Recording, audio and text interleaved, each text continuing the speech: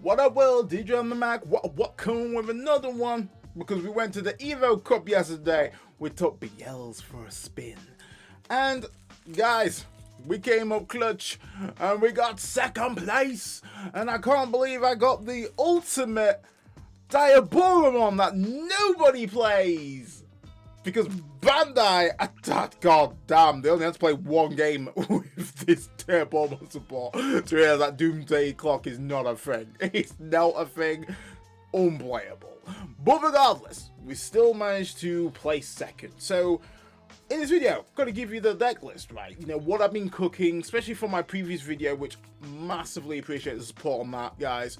And as promised, I'm going to give you what I ran and what I'm planning to do with the deck in the future. So if this is the video for you, then stick around and enjoy. And if you're new to the channel, like what you see, make sure you subscribe and hit the notification bell, because I do videos on the reg, and I'm definitely going to be doing some PvP videos of this list, so make sure that you are down and subscribe. Also, hype it up, guys. I'm talking, you know, I need some like on the channel up in here. I need to get that hype count up. So, further ado, it's time to play my shit. Digital gate open.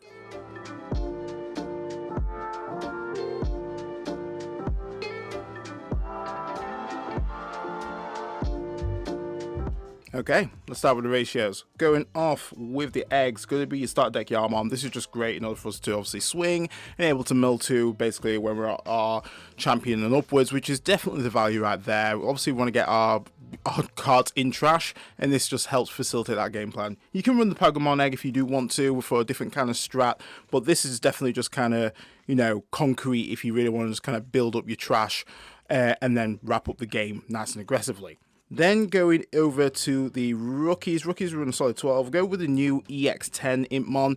We're looking at 3. I don't think you need any more than 3, just because this card is really strong. It's definitely good for, you know, start of main phase, able to trash the top 2 cards of your deck, which is always the value. And Inevitable is really strong because for every 10 cards in trash, we're able to increase this Digimon by 1000 DP, which is once again really strong. If you get 20, you get 2k and so forth. There's 2 Digimon that have this Inevitable. Baalmon is an all turns, which is really great, but this is just your turn. Also as well, if it is milled from your deck, you're able to pop a level 4 or lower Digimon. That is really strong and really can come up quite clutch, and you can actually telegraph that kind of play with stacking your deck and so forth. So really good stuff. Then we go with the starter deck Impmon. We're rocking that too. We've actually dropped it down a little bit just because we have many ways to kind of effectively warp into a Beelzemon, which is absolutely fine. But it does come pretty clutch because when we are attacking and we've got 20 more cards in trash, we can evo into a Beelzemon for Digivolution costs of 3. Ignoring its Digivolution requirements, which is pretty solid. Also, Inheritable comes up pretty clutch that we're able to pop a level 3 or lower if we've managed to mill, which is always the nuts. Then something really spicy here is going to be the BT2 Impmon. This has actually been fantastic, and reason being is that it gives me another line of play, and it enables me to kind of set up traps there as well, because when this is deleted, you're able to mill free, which is once again really strong. You can really set up some crazy plays, you can still turn, you can set up traps there as well. Obviously you can kind of throw this out, and if the opponent does not deal with it, we're just going to basically just get some easy chips in. So it's always like a win-win with this card. Like, I do not hate it whatsoever. But I know a lot of lists don't run it, but I really value it. And in my third game, there was a point where I was just kind of rookie rushing stratting with this card. This boy had jamming and absolutely locked in. But yeah, definitely run that at a solid 2. And then for the one-offs, we do run the restricted Impmon at 1. This is just great for us to obviously extend our mills even further. Also as well, we can actually, you know, stack this on top of our deck with our Iron Mako and also our BLZ Ace, which is also fantastic. Never use the on-play. The on-play is awful unless you do not have a BLs in hand. But the Inheritable is really juicy. It's able to give us additional 3000 DP when we're at our Beelzemon, which is once again beautiful. Then probably the one that was the weakest link of the night, and that is going to be the BT19 Impmon. This just really was not slapping at all, and I think this is the one I'm actually going to change to BT6 Impmon in all honesty, because I feel like I get more utility with that card than this. This just didn't come up, unfortunately, and the play cost of 4 really just hurts there as well. The retaliation, it's a great inheritable, but I just don't think we necessarily need it. And if I'm running at 1, I just feel like there's more better choices I could be using. So I'm definitely going to switch this out for the BT6 Imp, because there's definitely times where I could have literally thrown that out, grab myself a picture card, and then grab myself the Beelz Ace, which definitely would have put me in a better sitting for the opponent's turn. And then we do run the free Impmon X antibody. This is really strong in order for us to have an inheritable that enables us to mill when attacking, because the new line doesn't necessarily give you any form of milling capabilities in the inheritable, so it's very important that you still get those kind of inheritables in the stack in order for you to kind of mill efficiently. So this is the reason why I do run this at free. Also as well, really comes up clutch in order for you to effectively pitch an option and then get a Beelz from trash, which is always the nuts right there. You want to make sure you at least have some form of Beelz in trash, or hand, especially now with the ace there as well. So that concludes there for the rookies. Solid 12. Now let's go over to the champions. Champions are running 9 on this bad boy, so it's going to be the mainstay. The one that you should always be running at 4 is going to be a promo Wiz that you do get in the starter deck. This just, once again, if milled, gain a memory, which is fantastic. Also, when attacking, able to basically stack your deck. So that's really helpful for us to, either further extend or further gain some memory. Always helpful. Then we go in with the new Wizardmon from EX10. Wrote this at 2.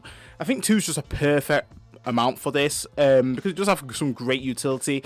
You don't want to fully lean into this just because trashing your security isn't great in order for you to kind of get a mill.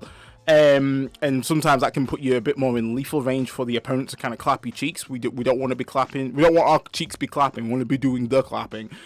So yeah, definitely be cautious on that. It is a non-player when Digivolving, which is actually really handy right there. And then if you've managed to pull off this effect, you are able to minus 3k off the opponent's board, which is once again really strong in order for you to effectively control the field really nicely. If this is also trashed from your security or the top of your deck, you are able to give minus security attack 1 to one of your opponent's Digimon. Can come up pretty clutch and can really halt their regression. Then lastly, we go with a Wizardmon X antibody. This is still staple and really strong if you obviously evo into it, you're able to mill 2, which is absolutely nice. If you have evo on top of your Wizardmon, you do gain blocker till the end of the opponent's turn, which is kind of nice if you don't manage to get your EX10 Baalmon going. But its inheritable is where it shines, because you do want that milling effect right there for when you are attacking. Like I mentioned before, the new line does not necessarily have any form of mills, so you do need to make sure that you have either your WizX or your Impex just in that line in order for you to kind of go a bit more heavy swinging. So that concludes that for the champions.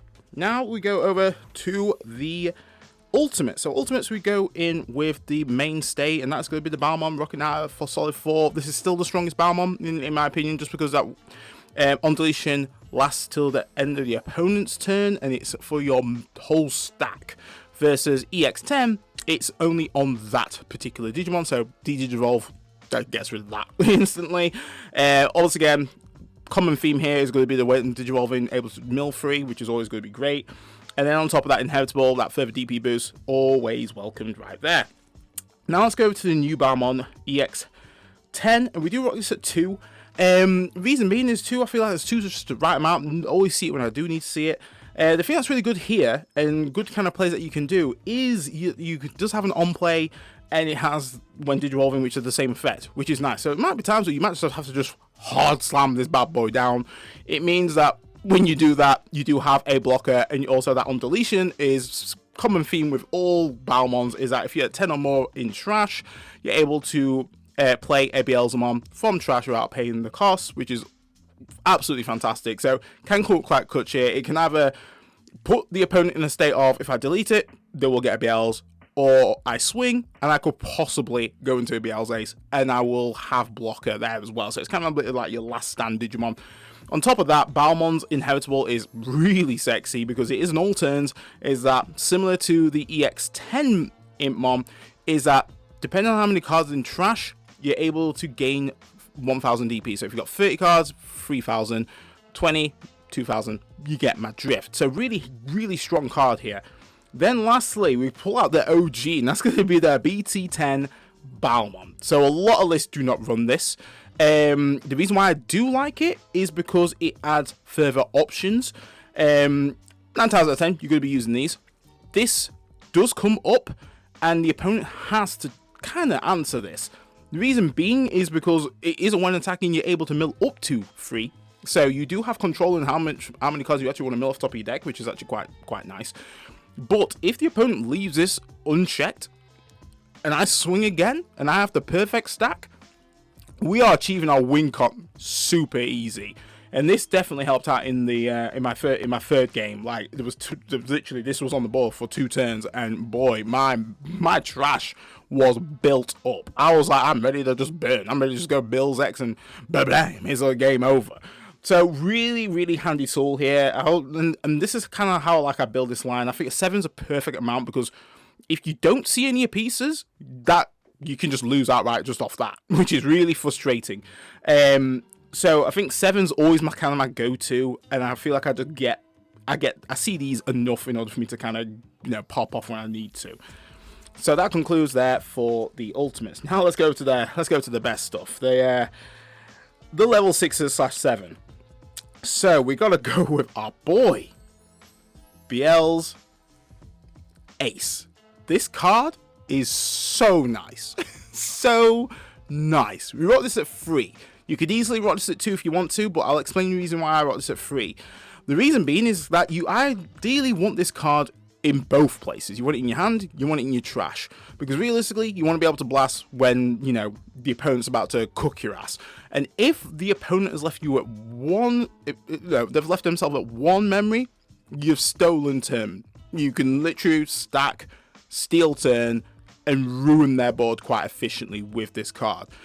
The reason being why this card is so strong is the actual when Digivolving effect condition is that you can actually blast on top of an Impmon, which is really strong. As long as you got 20 cards in trash, you're blasting on that bad boy. Absolutely fantastic right there. So it means that when I mentioned about my rookie ratios and had that BT2 Impmon, I've got ways to be like, right, if I've stacked up my my deck accordingly, I'm either going to be setting up traps or blasting on top of that. So even if they've left me at 1 and I've managed to, stack 2 Death Slingers, let's just say, if they delete that Imp, because their fear of, oh god, if I leave that unchecked, they're going to blast, effectively, I could still turn anyway. So this does have 2 when Digivolving effects, which you can obviously order depending on what you want to be doing. The first one is effectively you're able to mill top 2 cards of your deck, and then you're able to pop a 6 play cost or less Digimon, and depending on how many cards that you have in trash, you're able to increase that by additional 3. So if you have 10, 9, and so forth, 20, 12, etc. It goes up quite a bit, and hitting 10 is not a problem at all. Absolutely not a problem at all. Then the other when Digivolving effect is that you're able to stack. If you're at 10 cards in trash, you're able to stack 2 non-Digi cards from your trash to the top of your deck. So you can flip this however you want. Say if you're at 8 cards in trash, you could effectively do the top effect first and mill 2. And then you can trigger the bottom one, which works quite nicely. But once you've actually you put 2 cards back on top of your deck, you're able to de-digivolve to one of your opponent's Digimon. The thing that I always tend to forget, and definitely misplayed so many times thinking yesterday, was that it's up to. You can de-digivolve up to, so you can only de-digivolve 1 if you want to. And that's something that could have saved me a lot of times right there. But absolutely stellar card. It also is an on-play as well. It's a very strong card, but we can't ignore the elephant in the room. That overflow cost is huge. Absolutely 4 going over. Yeah, it's not nice when the opponent can out this. It is what it is, but it is a very strong card, and for me, running it at 3 was absolutely superb. It meant I could get it wherever I needed to get it to, because there'd be at times where you could effectively have one insecurity, and you're just kind of filtering through your deck trying to find your second one, which isn't great right there. You could have 2 insecurity. That's happened before. So 3 is working pretty solid, but you can run it at 2 if you want to. Then we go over to obviously the kind of the mainstay. So obviously the EX2 BLs we rock at 2. That's just helpful for us to either use it as a control tool if we happen to evo into it. If we mill it, we can get Impmons out, which is fantastic. Obviously we can stack it with this, so we can once again set up ace plays if needs be, which is kind of nice. Overall, just a very solid card. Then this card, MVP, I swear to God, it's just so good. We go with the EX6 BLs, very strong card. Originally, I did rock a 3-3 split. I changed my mind. I was like, this card's great, but sometimes I don't want to be punished every time for freaking going into it. This right here definitely helps because you just have the Digivolve 2 effect, but we're able to mill 4 cards at the top of a deck when this is played. It also has Rush there as well, so obviously if our stack has got that on deletion, lingering deletion effect, we can play this out, we can get another swing in, and we've obviously facilitate our game plan of reaching that sweet 20, and then you're cooking on gas. Speaking of the sweet 20, we go in with the BL's X antibody. This card is your finisher. Honestly, boss monster right here just finishes the job. He literally gets his knife and fork and eats the dinner. Because when you are at the sweet 20, just burning 2 can really just be unexpected and then just swing for game. Like I mentioned before with the BT2 Impmons, that I use that to kind of, you know, do some early chips in. It actually lessens my overall requirement to get so many cards in trash, when I can just literally be like, you know what, yeah, I'm just gonna be pushing out, maybe just getting up to getting them chipped down to 2. I've already got 2 bodies on board, boom. It just makes it a lot easier and less pressure to get my trash totals really high.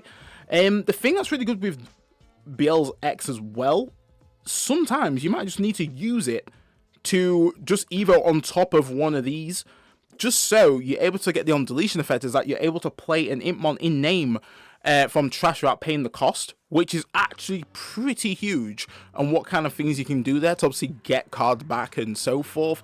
Because the Beelzemon Ace can evo on top of an Impmon in name. It's not just an Impmon, which is very powerful. So if you just need to kind of like, you know, if these are done what they've done, like especially for this one's obviously just done its initial effect and that's it. Just evo into BL's X on top of that, and you just getting further value right there. Really fantastic. Now let's go to some secret spice, and that is going to be the promo Gallantmon. Rock this at 1. So this right here, I can't take credit for it. I did see it on Facebook. I saw it on X, and I was like, I see the vision. I understand the play. Let's try it. Why not? This is actually came up and really useful. You're probably thinking, well, it's not a purple card. Like, how are you recurring this? You're recurring it off your BL's Ace, because BL's Ace doesn't state that it's going to be a color requirement in order to stack. As long as it's a non-digi-egg card, I can just stack this at the top if it needs to be. So that's how you can kind of claw back this card. It's quite nice if you just already have it. There was definitely a game where I just already had it, and I was just kind of sitting on it. I was just literally sitting on it until it kind of got to end game. Then effectively, I'm like, right, well, in total, we've definitely got enough cards in draft. I'm just playing this for free, popping their Digimon, and then effectively swinging for game. Obviously, if I've not popped anything, I'm able to recover 1, which is once again gets you kind of back in the game away from lethal. Really strong card, really nice. You just get around some protections there as well. Say if you're facing Black War Greymon, this could work out pretty well in order to kind of get rid of that, because this sits under 12k. So you're pretty much eating on that front. Boom, throw that down, ba-bang, headshot on the Black War. There's a lot of things that this kind of goes around. That sweet 12 is just quite nice right there. So yeah, I think great inclusion. If you do have this, definitely find some room for it. Then, I mean, the finisher, right? But this card is massively strong with this. So realistically, like, this is quite devastating by itself, but because you're stacking 2 cards, it can literally be, it can be this, which then if this is milled, you're able to pop a level 3 or lower Digimon, and then per 10 cards in trash, you're able to increase the maximum by 1, which is, once again, huge. You gotta remember that this de-digivolves as well, so you can literally de-digivolve a stack in order for this to actually eliminate another body. You've also got your Impmon that can also delete a level 4 or lower. So you can literally eradicate 3 Digimon if planned correctly, with that combo alone. But ultimately, this is still your finisher. If you don't have this, boom, you go with that. That's pretty much standard. But overall, I'm really happy with this spread. I'm really happy. I'm very happy that I actually re-added this back in, because this definitely was an MVP. Like MVP for real, right there. But that concludes there for the level 6 and 7. So let's go over now to the options. So options is, I must admit, deck space is tight. So you're probably be thinking, damn, these option ratios are kind of wild, but hear me out. So we go in with the Death Slinger at 3. Think you can afford to run this at 3, if honestly. If you want to run it at 4, I completely understand why. It is great, it does help you print memory, but because we run the Wiz at 4, I think we can just make a little bit more room in terms of actually, you know, knocking this down. Great removal there as well. Obviously, when your trash totals are really high. I mean, if you just get 10 in trash, this is popping level 5s. That's crazy. And then if you got 20 level 6s for 4 cost is really strong. But 9 times out of 10, you are using this to gain memory when you're doing your mills. Then this is the bit that probably will shock quite a few people. So I do run rivals at 2. So the reason being, I kind of really, you know, reduce the amount on these is that nothing's worse with BLs when you just can't play. You just can't play. Your hand's cluttered with options. You got a handful of BLs and none of your bottom line. It is awful. Granted, yeah, you know, when it's milled, it can get your stuff from the trash. That's fine. You know, we can't knock that. That's incredibly strong.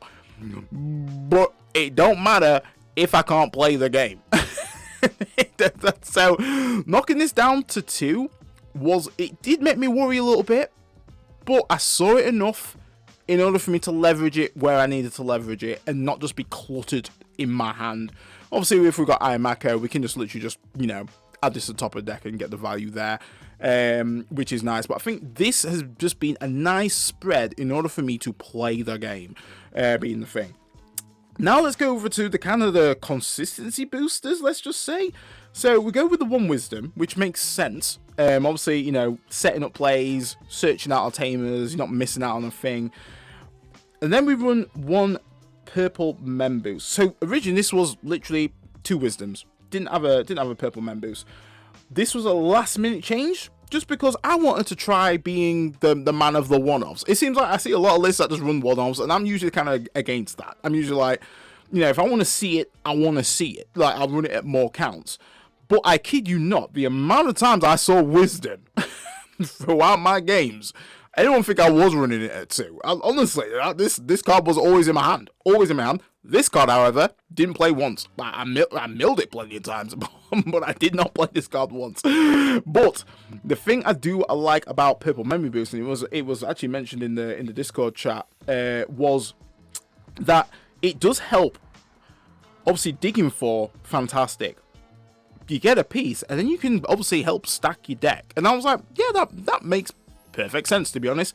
You're able to stack your deck because obviously you're going to be filtering through your deck quite rapidly. Means that you can obviously, you know, ensure that you're going to do a maximum pop-off turn when you need to, if you manage to, you know, do a full rotation of your deck again. So I understood the logic there. So I just wanted to kind of just try like a 1-1 split, really, see how it goes. But yeah, the Wisdom locked in and was always in my hand. Always in my hand. Then we go with the 1 Purple Scramble. Once again, this was always in my hand as well. These two, always in my hand. This, however, not so fire. So yeah, I'm probably gonna give it another whirl with the purple mem, but if not, I'll probably just go back to my over strat, either going to 2 Wisdoms or 2 purple mem boosts. It really depends. But this was the option spread that I had on Tuesday Evo Cup, and overall, pretty solid right there. So that concludes the options. Now let's go over to the Tamer. So the Tamer is probably, once again, another thing that people might be a bit like, ugh, but I will explain my reasonings. So we do run the 1 memory set at Ayamako. The reason being is that, one, is a memory setter. I really do not like being choked with BLs because you're just not really doing that much. And it's probably another reason why I actually run the BT2 Imp, is because if I don't have that out and I don't necessarily have my searcher Iron Makos, at least I can kind of throw that out, and once again they have to kind of deal with it, otherwise I'm just going to swing into their security anyway and get the value anyway. So being a memory setter massively helps. On top of that, when you are swinging, you can suspend this to trash top card of your deck, which actually came up quite nicely for me to hit a threshold and for me to mill a little bit further. Your effect, questionable if it comes up. It didn't necessarily come up in my games, but if you're swinging with BLs and you happen to have blast mode in trash, you are able to evo into it for the cost of 3 instead of obviously its normal cost that would be 4. So depending on what your memory is like, you are technically, you're gonna even for 2, because obviously it has its on when digivolving effect of I think gains a memory if you have 20 more cards in trash. So it does reduce the cost there, which is quite nice, but it did not come up. It was more just for the memory efficiency, where it did come up in when I was versing Galaxy, but Galaxy got rid of that sharpish. Dianamon was like, no. Hexablow, no. It was access denied. But regardless, still a solid Tamer right there. Did put in work. And then we just finish it up with the Iron Mako at 3. Once again, really helped out. Came clutch in the mirror. Actually, if this didn't proc out from security, I probably would have lost that game, in all honesty, because it did came massively clutch. For some reason, I couldn't find a level 5 to save my life. But just being able to dig 4 is nice. I must admit, though, this as strong as this Tamer is, it is getting a little bit outdated now, because digging 4 and grabbing 1 card, ain't gonna lie, it's buns. It's absolute buns. Like, God, man, I'm seeing searchers dig freaking 4, get 2 cards.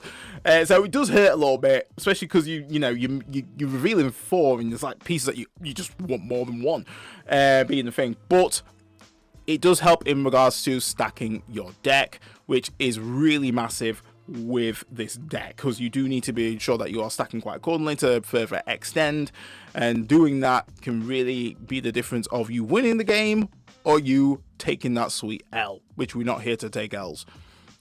So that concludes for the Tamers and the deck profile.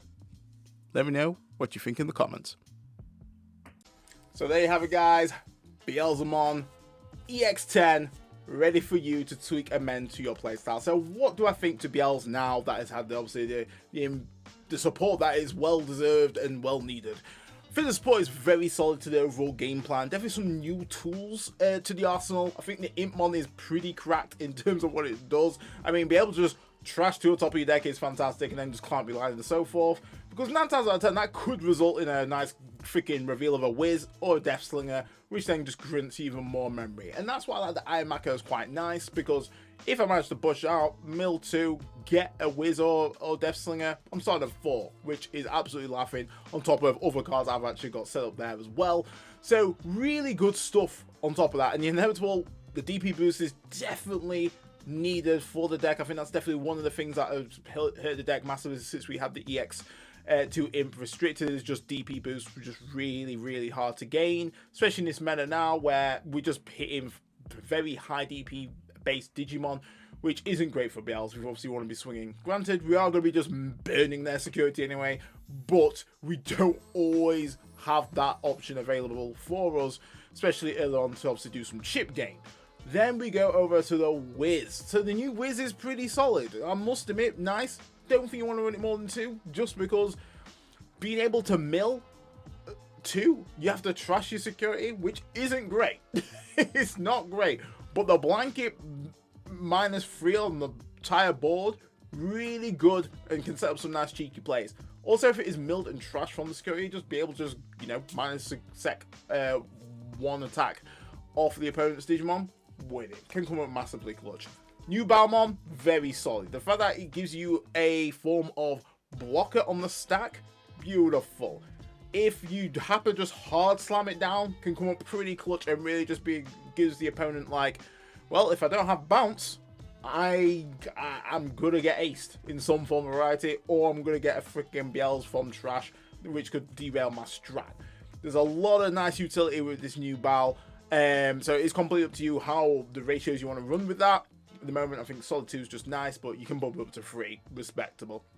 Now let's go to obviously the main boy, Beelz Ace, stellar card, absolutely powerful card. The design, overall, mechanically, banging.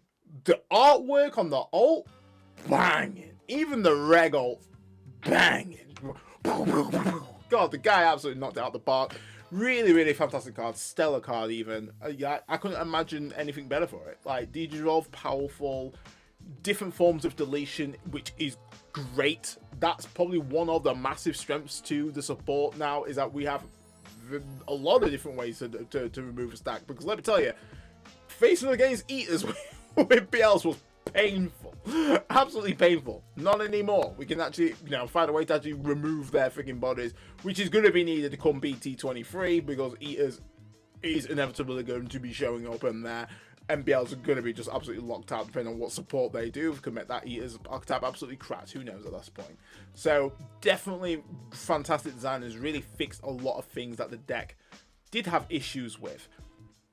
Though, still a deck that can either pop off or you do very little. And I must admit, on game day, Jesus, wet. There was some hands. There was some shockers. I'm not going to lie to you guys. There was some shockers.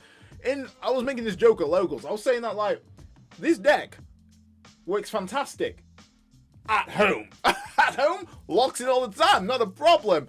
Game time? My God. Mulligans had me sweating. I'm like, do I mulligan this? I'm like, I could possibly get worse. I could get worse. And I'm already at pretty much rock bottom right now. So God damn, if I get worse, I'm also saying, yo, let's go next game. Let's just go next game straight up, because I can't do shit. So, yeah, it can be rough. And that still hasn't changed. Like, you can get those hands where you're just not doing a whole lot, unfortunately. So, I think if they're going to do some other support, God Christ, it needs to be some form of searcher or something. It's got to be something like that. Maybe another Iron Mako that searches would be great. If anything, if the memory set did a search and that was it, I think I'd be happy with that. give me a Davis, but for freaking for Beelz, some type of stuff like that. But yeah, overall, fantastic deck. Really fun to play. Really fun to use. Definitely gonna be using them at locals. Don't know if I'd take it to a regional. Honestly, I can't. I don't think I could hack losing to myself, knowing it is literally down to my mills or a bricky hand. Definitely can't be facing with that. But for locals, it's an absolute stellar deck to be piloting. But guys, that's your boy done. If you enjoyed the video, smash it with a like a standard. Stay safe, stay fly, and I'll catch you next one. That's your boy D Dread, off the mic.